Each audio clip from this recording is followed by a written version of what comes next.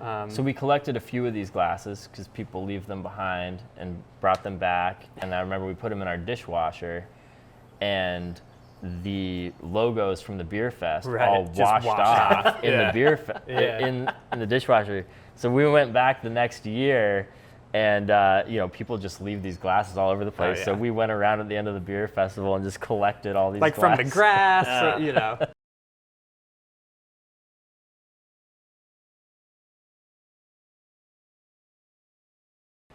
Ladies and gentlemen, welcome back to All Beer Inside. I'm your not so humble host, Carp, and today we are in Keeseville, New York, and joining me is Dylan and Dan of Ausable Brewing. Hey there. Hey, how we doing?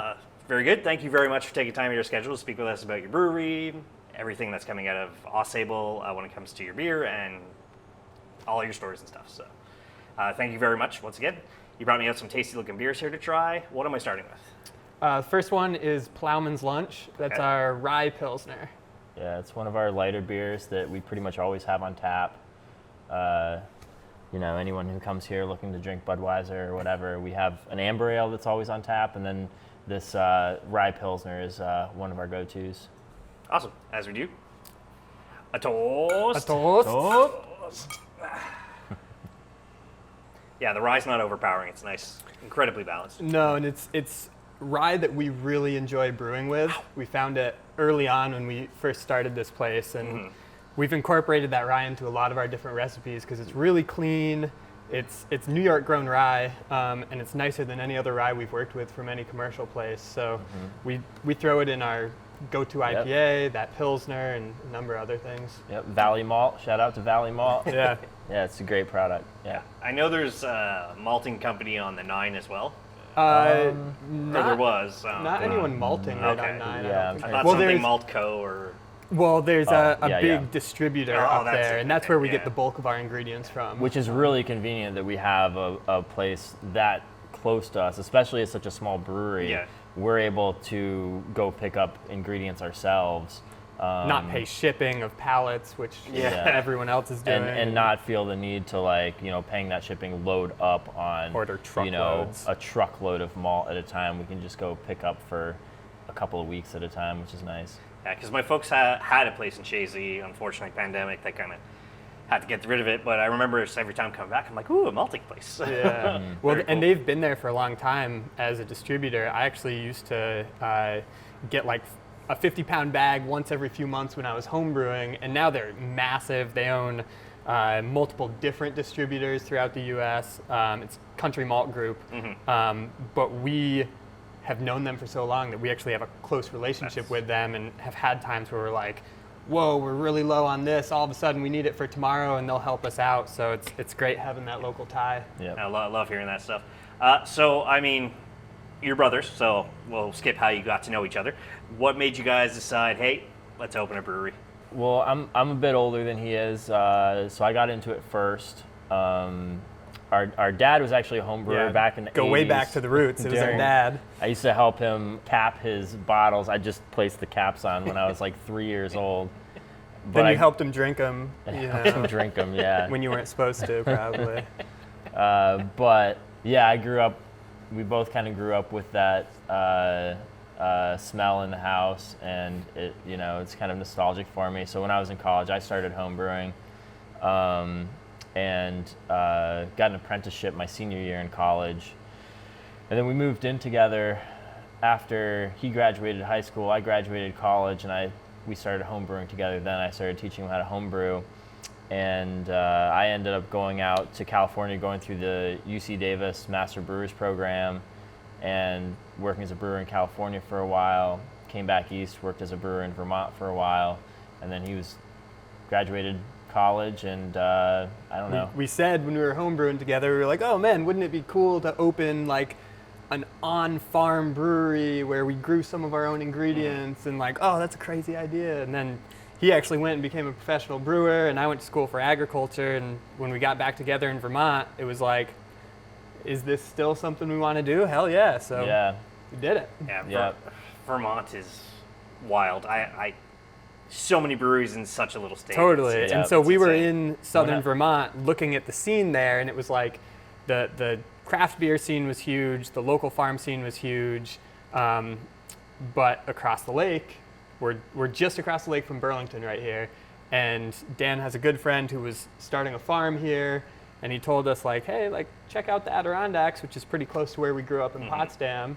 And sure enough, like this area was ripe for a craft brewery movement, ripe for a small farm movement, and so yeah, it's just a lot of young people that were looking to start a scene over here. So instead of us trying to fit into a scene that already existed and find our niche within a huge scene that was already there, we saw the opportunity to come to this side of the lake. And we're from New York anyway, so we're at home in New York, we're at home in the Adirondacks. And it was just an opportunity to help be a part of starting a scene rather than just trying to fit into one. Yeah. And I mean, at the time, like right when we were talking about this, New York passed a bunch of legislation for farm breweries that made it really advantageous to come in as a small brewery and have a very low cost, a low startup cost. So we started this place with the idea that like, we'll do some farmers markets, we might have to keep a day job, this or that, and very quickly it turned into like, nope, this is full time, this is what we're doing. Yeah, our original plan was we were kind of looking at our friends who were starting farms, and most of them operating under like the CSA model, where people basically bought in memberships and came to pick up their food each week. So we were that was kind of our original plan. We were going to go to farmers markets and bring growlers to farmers markets, and right away enough people started showing up that it was like that was just out of the question. We had to be here, and just became a more traditional brewery and bar. Yeah, I mean it's that's the focus of the show is supporting local companies. Yeah, we're from Montreal, but you're still a local business for sure to the state of New York, to people coming from Plattsburgh, and I'm sure you get more than enough people visiting the Chasm being like, hey, it's so nice that the borders opened up again. We get so many Canadians down here. They're a huge part of our business. I forgot how much like it was nice to see Canadians and try to speak a tiny bit of French. And that's the closest major city to us also, Montreal. You know, we go up there for shows. It's a lot closer than New York City. Or just good food, because there's much of that around. We're a little spoiled for good food. I will say, like, American Taco Bell is superior to Canadian Taco Bell. So usually when I'm here, I grab Taco Bell, or there's other restaurants, like big chains that we don't have in Canada. And the Walmarts alone, I mean, your Walmart is the size of a football field, where mine is a lot smaller. I'm sure both sides just. Plattsburgh and surrounding was missing the Canadians, and we were also missing the Americans coming up, and the exchange of funds. And I mean, our cuisine to fame here is a hot dog with meat sauce on it, and I like a Michigan, but man, it's nice having Montreal close by. Yeah, for sure. So why I mean, you're in Keeseville, but you're part of Ausable. But why Ausable Brewing Company and not Badger Brewing, as you mentioned, or anything like that, or farm brewing, something like that? Why Ausable Brewing Company? Badger Brewing has been done. Okay. Since 1777 in England. Yes, English brewery. It's been around for a long time. We were like, well, we probably could, but like, I don't know. We thought it was a little hokey, like Badger Brothers Brewery. I don't know. Yeah. We just wanted something We're separate. always known as the Badger Brothers, so it was kind of like we wanted our brewery to have its own identity. And we've also, one thing that we both really dislike is gimmicky breweries. We didn't want a gimmicky name, so we were throwing around all sorts of different names and weren't in love with anything really. And then the major drainage that comes out of the eastern Adirondacks is the Ausable River, the Ausable Valley, and that's what we're in. We've got Ausable Chasm around the corner from us. So to just identify with a local landmark seemed like a good enough name, even though most people don't know how to pronounce it. I mean, we don't really pronounce it correctly. It's a French word. Ausable Chasm is what we get a lot around here. It's we correct a lot of people. Ausable Chasm. That's how it's pronounced around here. But I don't know. We just we wanted our beer to speak for itself. We didn't want it to be like a gimmicky name and have people come in to try our beer because of some silly name. We wanted the beer to speak for itself, and Ausable seemed like as good a name as any. So And we really wanted to identify with this whole valley because the high peaks of the Adirondacks are what's known about this region. People come here for the hiking, and the mountains are, epic.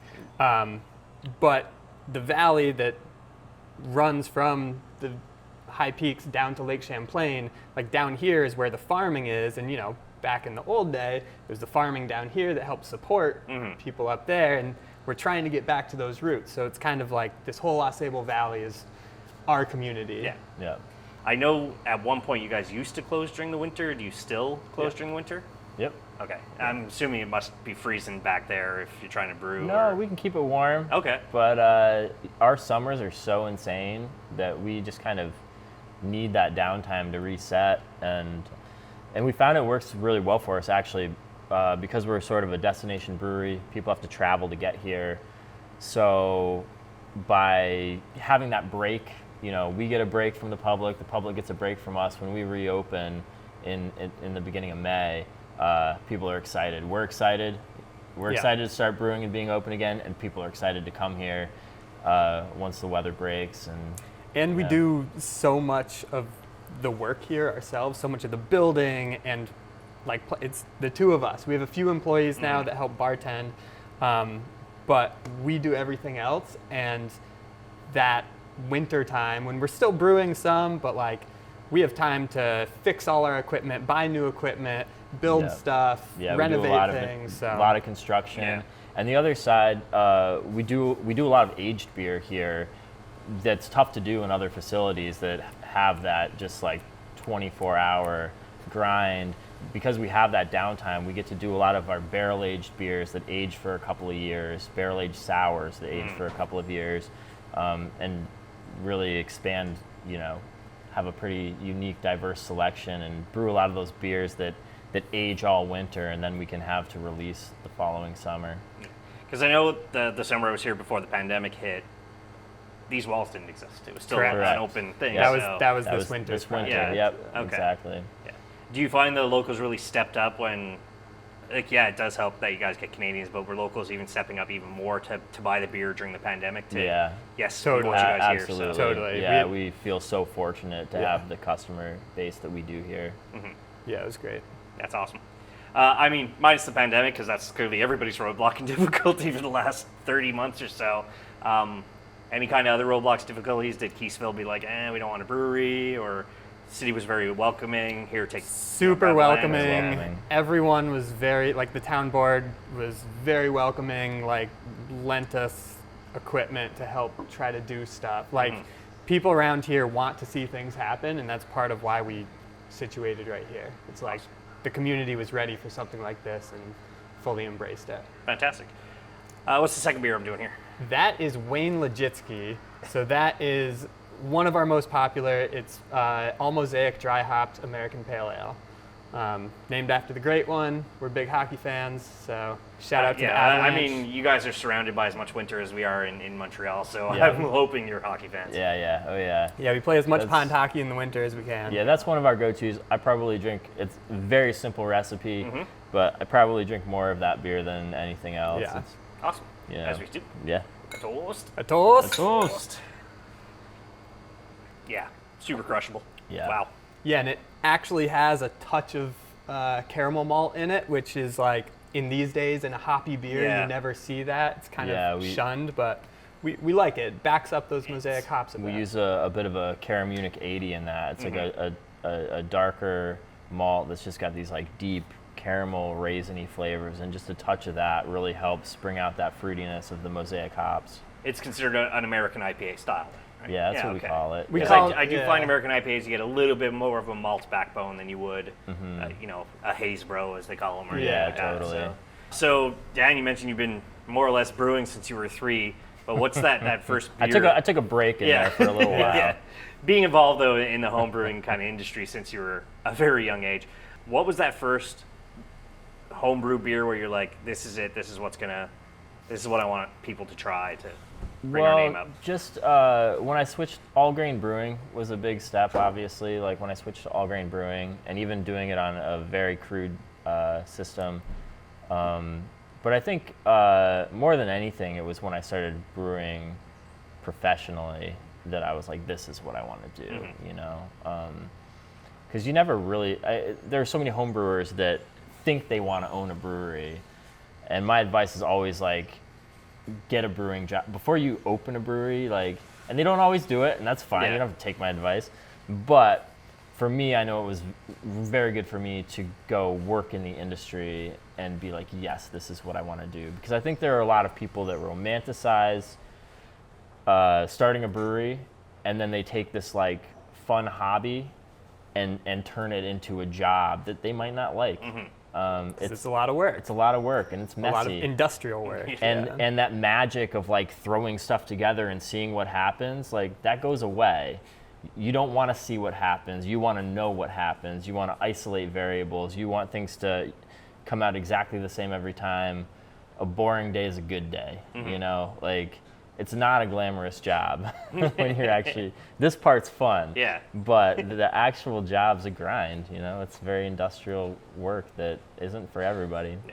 I've always been like, okay, if anything, I would be like the project manager. I have all the ideas and I know what I want, but you know, the science of beer is very difficult of producing something that's consumable. You don't want to be drain pouring consistent. everything. Consistent.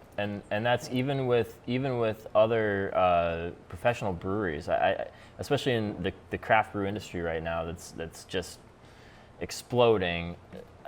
One of my biggest issues is just the inconsistency. Like even, you know, breweries that I like, where I'll go and I'll have a good beer, and then I'll come back a month later, have that same beer, and have it be wildly different. And that's just, you know, to me, unacceptable. But there's a brewery back home that's like that. It's, you know, they were the kings, and I go back and I'm like, it was better when they started. Mm-hmm. You know, but I see like where they started to where they are now, and they clearly need more employees. It's just hiring people right now who people aren't willing to do the work more or less. It's like, okay, well, you know, and you're saying starting the brewing industry, if I were to start something, like I know I'd have to be washing kegs.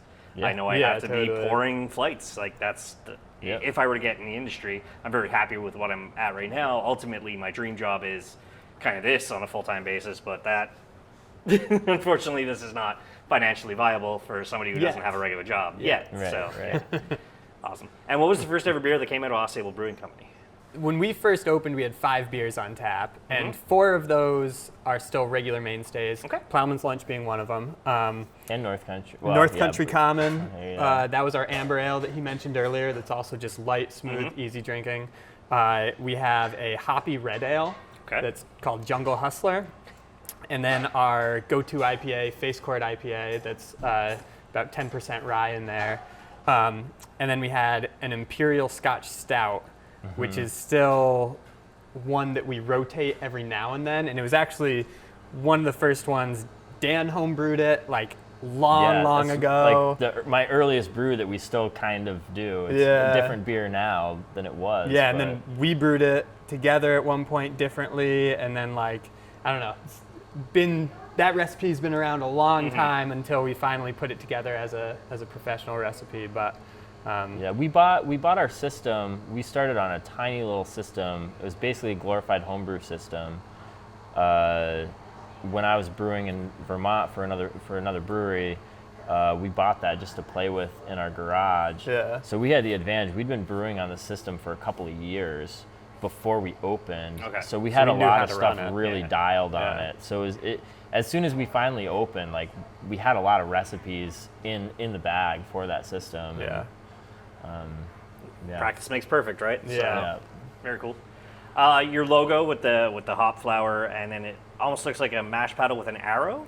It's a shovel. Okay. So the idea is the tie between brewing and farming, which like kind of got lost for a while when it was just industrial breweries. You know, you didn't really see a connection, and now we're getting back to that, where we're using more local ingredients. We're growing a bit of our own stuff for it. Yeah, well, when we came last time to grab a beer before we headed back to Montreal, you know, guys were playing cornhole. Yeah. It's just, it seems like a family-friendly environment. Yeah, so, you know, okay, the kid has to drink water or whatever, but I'm or sure. root beer. We make a good root beer and a good ginger beer. I was actually going to ask that. Ginger beer, yeah, the craft sodas at breweries is becoming a huge thing now too. Yeah, it's fun. It's wild, and Ian from Whippersnapper, he was the first one to introduce us to craft soda, and he's like, no, it's literally so like, Billy can drink a beer with Dad. Yeah. So that's why you guys I do love it, so. seeing parents teach their kids how to order a soda at the bar and like tip, and they're like, and now you give them $1 for that jar. I'm like, oh, good. Start them off great. early. Yeah, Good job. yeah.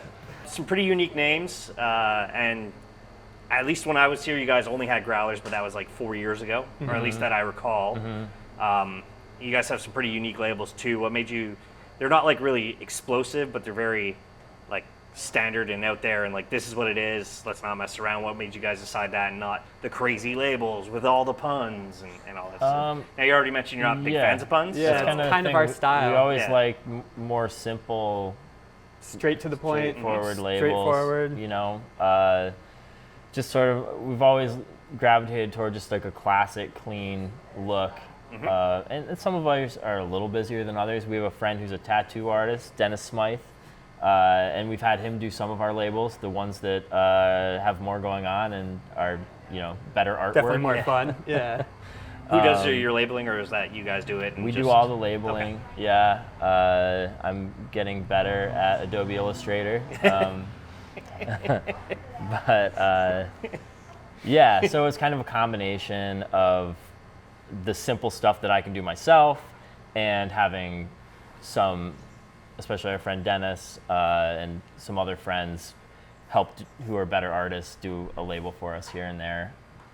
Very cool. Try to keep it pretty simple. Yeah. You guys have food trucks on the ground, so what made you decide to bring in, I'm guessing, local food trucks and not just kind of have your own, well, you guys exactly don't have a huge place, but why not make your own kind of small kitchen? Well, it actually happened by chance. Our friends had a food truck and they were doing stuff at their farm the year we opened. They were like, hey, should we just bring this across the street and do it there? And so it started, and we realized, this is what makes the most sense for us. We don't have space for a kitchen, and like we want to focus on the beer and do a good job with the beer and bring in people who focus on the food and do a good job with the food. So it's just kind of worked out. Yeah.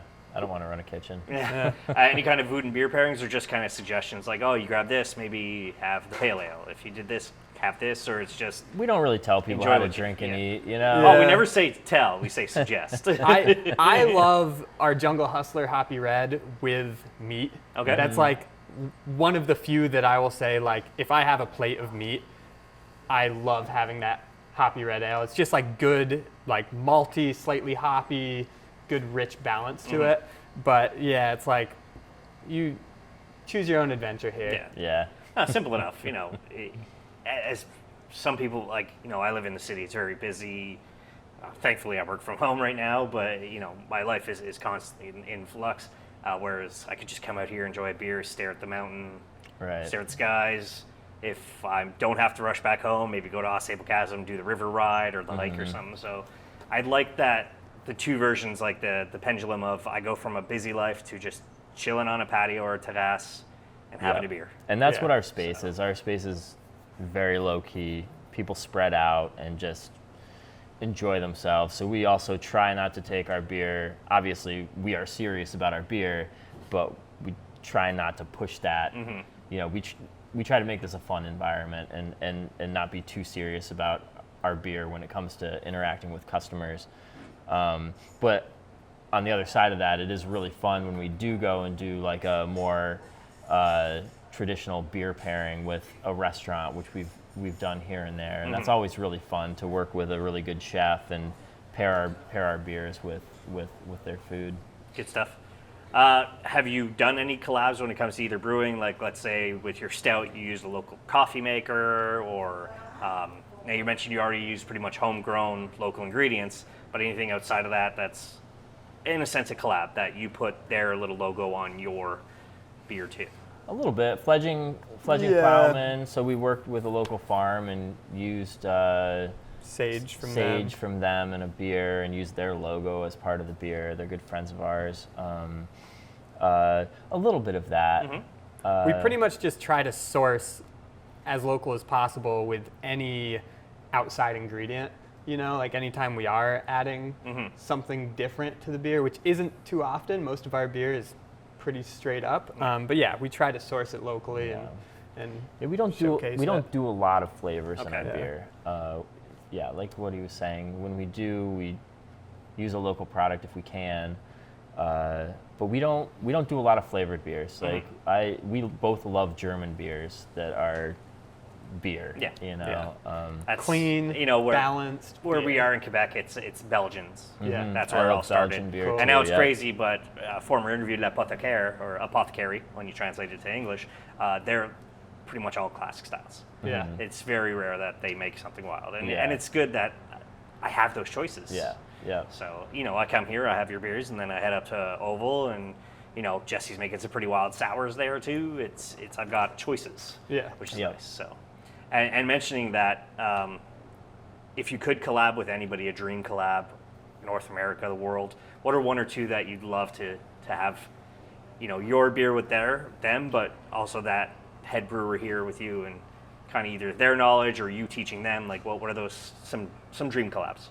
I'd want to just brew on the Sierra Nevada system, personally. That would be fun. Yeah, that would be fun. Yeah, Sierra Nevada would be fun. Yeah, and I got to meet some of those guys when I went out to school there, and what a cool facility out in Chico. That would be very cool. Yeah, I mean, I guess just some of the more classic brewers. I'd love to go to some of the classic German and Belgian breweries and really see how they're doing. I'd love to travel like the lambic region. We do some lambics here where we grow our own fruit, our black currant. Right now we have our sour cherry lambic on. That's one region I'd really love to explore and really do a deep dive into the Belgian lambic region. So I really stuff like that, more like case studies in these like small regional areas that do one specific style really, really well. So would that be, I like to ask this now, you guys actually close for the winter, which is pretty convenient. So when you have the time, would that be one of those beercations you've never taken where that's the ultimate beercation? I got a few weeks. That'd be I'm nice. going to Europe. That'd be a good That'd one. be nice. Yeah. If we can stop doing construction at some point. Yeah. I've done Germany, but I was like 21 at the time, and I had my good beer guide to Germany. That was like the whole trip. I was trying to find as much beer in as many places as possible and explore it, and like definitely learned some things, but I think now I'd learn a bit more. So. Yeah, maybe a little But bit. Belgium would be a fun one. Yeah, I did a drive-by through Belgium once and got to drink a bunch of beer, but I didn't know anything at the time. It was the same thing. Like, I haven't, since I've actually worked as a brewer and actually know a little bit, I really haven't had time to go drink over there again. Only when I was in my 20s and didn't really know anything. I mean, especially too, like legal drinking age in America is 21, whereas where we live in Quebec here, it's 18. So that's 3 years. Yeah. And I know there's constantly, like, there's a bar literally across from the border, and they're just like, come on down, Americans. There's a hotel here too. Yeah, just come sure. drink. And so, it's pretty wild. I've always thought, like, if somebody can sign up to defend their country, they should be able to go drink a beer. Totally. So Agreed. that's, I try not to be political, and that's where I'm going to be is, if I'm signing up for military, I should be allowed to drink a beer. I mean, and I think like driving age should be older, drinking age should be lower, honestly. Yeah. It's got to be somewhere. It's in between everything. Yeah, So. that's the biggest problem is like learning to drive and starting to drink at the same time is really, part of the problem. Because, I mean, do you guys, I know in Quebec we have to have a learner's permit for 9 months to a year, and then we get a full license. What Yeah, is it's it about the here? same here. Okay, so, and that's 16? Yeah. Okay, yeah, Yeah. so that makes sense. But man, like, I was an idiot when I was 16. Like, Yeah. I was an okay driver, but man, like looking back and some of my peers, like, 16-year-olds are. Ugh. I was personally lucky enough to learn during our ice storm in the late 90s. Yeah. Is when I learned to drive. Oh, great. So now, I was driving through back roads in Ontario during a snowstorm. I'm like, this is nothing. Yeah. So, Yeah. perfect. What's the third beer I got here? Third one is fresh on tap last week. This is the Lodestar IPA. Okay. This one features Eldorado hops. You can see it's pretty clean. We don't do a lot of hazies here, but it still has a lot of that like soft melon, fruit-forward aroma. So we like we like having those nice fruity aromas in IPAs, but it doesn't need to look like thick orange juice every time. We do a couple of those, but they're still there though. That's the important part. yeah. Awesome. Let's do a toast. A toast. Yeah, it's not that like bittering hops punch to the face. It's, It's a little soft. you know, all three of your beers are incredibly balanced. We don't do very bitter beer in general. Neither one of us loves a lot of bitterness. So even in our IPAs, we tone the bitterness down and focus on aromatics. I mean, don't get me wrong. I'll still drink a heady topper or a full totally. banger. Sure. I've never tried Pliny. That's like on my list I love of dream beers to Pliny's so try. good. But then we'll do wild stuff. Like I've tried Sam Adams Utopia. In Ontario, there's a brewery called Nickelbrook, and they do what's called a Bastard Series, and they're 3 barrel-aged beers. One's in Kentucky whiskey barrel, a coffee bourbon barrel, and then another barrel. And you know, my personal palate is, I don't mind sitting down and having a great lager, but at the same time, it's like, okay, but let's try the crazy stuff. Yeah, totally. All right, so back to, just to go back quickly to your question about dream collaboration, Russian River is one of those breweries where I've just had so many amazing beers from them. Yeah. And I don't know about collaboration. Maybe just a year working at that brewery would be amazing. Or the winter. You're not doing winter. it. 4 months. Kind of, in a sense, another vacation. So we were mentioning One kind month. of the driver's license earlier. There's a small group of people here, and they have a designated driver. Don't drink and drive, or enjoy responsibly. I come here, I try a bunch of your beers. I buy a few to bring home, but friends in the area to try. Either hop on the ferry, go over to Vermont, or just head up to Peru and Plattsburgh, or head down. Something within, let's say, an hour plus drive. Yeah, Like, who would you highly suggest you guys got to go drink some beers here? If you go over to Vermont, you have just a plethora of options. Yeah, Around here, it's more spread out. But up in Plattsburgh, there's 2 right on the Oval base, so it's nice. You can hop between Valcor and Oval. If you're trying to explore a bit more in the Adirondacks, I'd say it's a journey, but go all the way out to Tupper Lake, and there's a brewery out there, Racket River. They do a great job. They have a really cool scene there. They're doing a good job. Like they have a fun scene, and like you're in the Adirondacks out there, so it's kind of a fun spot. Yeah. I'm still, in my eyes, very new to the New York State beer scene. Lake Placid, is that kind of a reasonable distance? Yeah, for sure. Okay. I know there's a few breweries There's a few there. right Yeah, there. definitely, and they're totally worth checking out also. Yeah, absolutely. Yeah, I think I saw Big Slide and, Lake Placid Brewing Company. So they're owned by the same Oh, okay. person. Yeah. All right, that's cool. Yeah, Which is cool. When they started Big Slide, like Lake Placid Pub and Brewery, they've been an institution here. You know, they've been here forever. And instead of expanding and trying to get bigger, they started a smaller, more experimental brewery that's a brew pub that's pushing out more fun food and much more experimental beer, which I thought was just a really cool way of It was expanding. a good way for them to expand for sure, and it gives their brewers, more license to play around instead of just brewing their standards all the time, which is important. I worked in the industry, for a couple different breweries, and that was always, it drags on you when you're just brewing the same beers over and over and over again, and there's still enjoyment in doing that well, but it's always nice for the brewers if they get to make some new stuff here and there. So, in Vermont and Burlington, the House of Fermentology, that's owned by somebody else, right? Yeah, that's foam. That's foam. Okay, that's foam what brewery. I thought. Okay.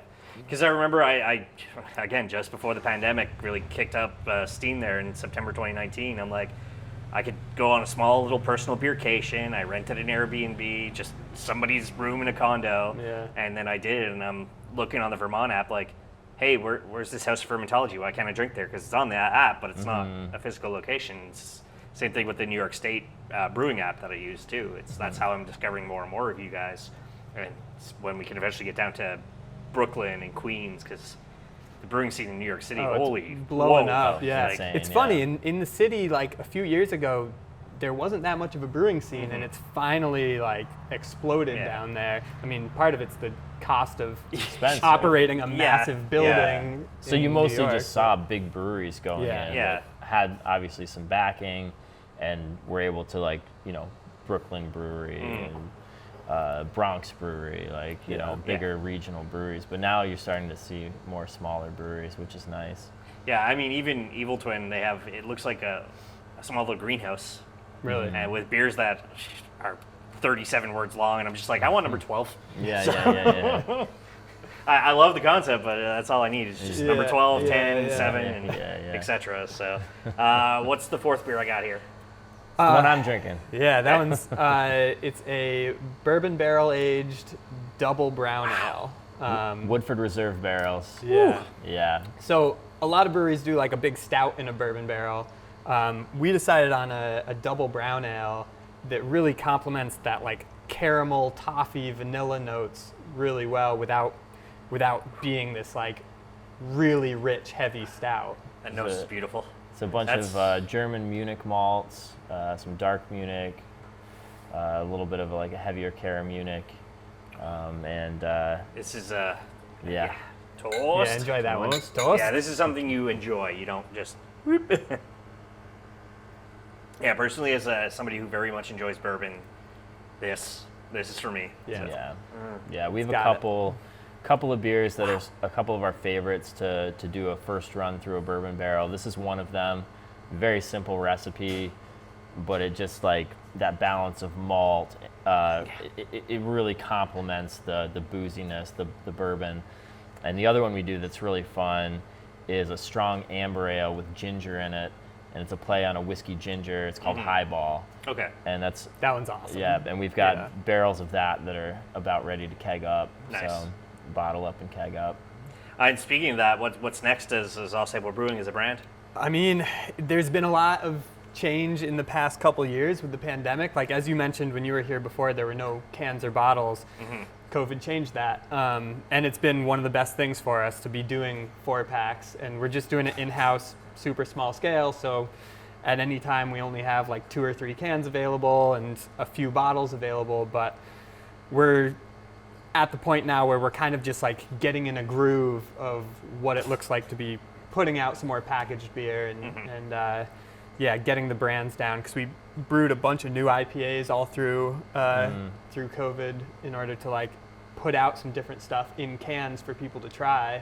So yeah, now, it's been fun. We had a good time during the pandemic. Obviously, it was a tough time for a lot of people, but just from a brewing perspective, we were able to kind of make the most of it. Like take a step back and think about like, okay, like what direction do we want this brewery to grow in?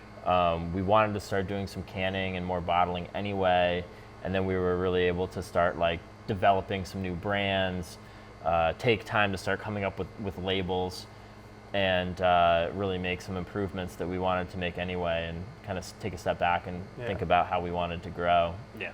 We do find that the brewing industry, there's been very few closures. Because of the pandemic. It's either they were on their way out, and then that was the last, like, it was a lot of bigger regional breweries that were already struggling with this new wave of smaller breweries, struggling to maintain relevance, maintain tap space, just not modernizing their beers compared to where the market was, who were already struggling. And the pandemic was just kind of the final straw, and I think in some cases an excuse to close. I mean, it kind of reiterated our like whole ideal here of staying small. It was like, okay, by staying small we can absorb this, and I think a lot of other breweries have been able to absorb it if they've stayed small, but it's tough if you're in that middle ground where you have a high overhead and you need to be, putting a bunch of money in, but and you're stuck with these like big brands that you've kind of built your brewery around, just a few brands that you're trying to pump out the door, whereas we were able to adjust and start making a bunch of different IPAs and keep people excited for new can releases and things like that. It's awesome. Love it. Your flights and glass selection are very much different compared to what I'm used to, which is, I mean, your typical kind of handle, and then your small glasses. You guys are taller tasting glasses, and with the taller flight. What made you pick these?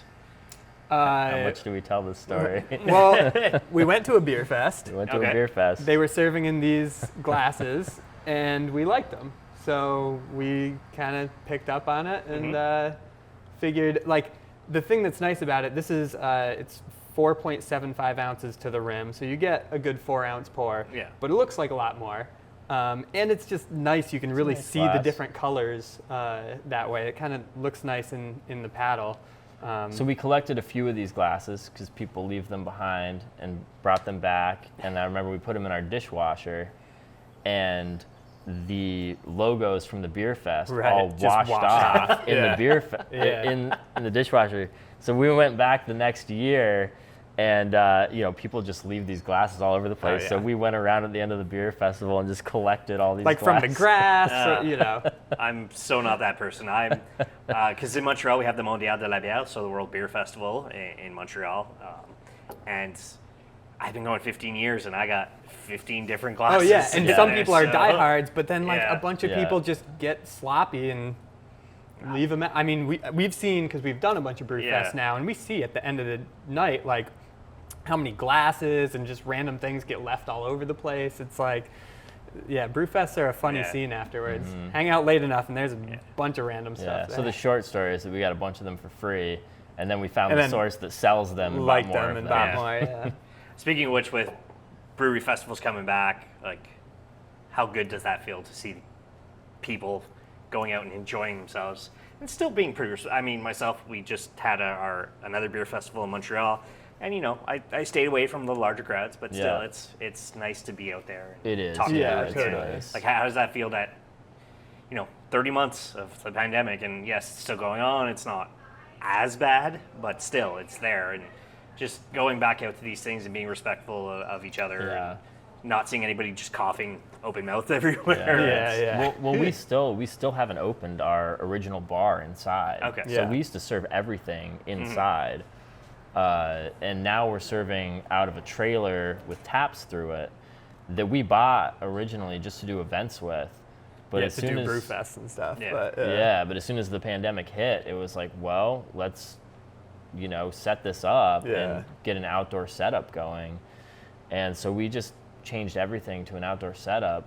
And even though things have calmed down now, it's still so much nicer to just run everything out here. Yeah, our tap room was tiny and insufficient already. So this has allowed it to be a much better setup. And like through COVID, we had a big open all outdoor beer garden. So for us, like, it's been pretty nice just having this setup already good to go.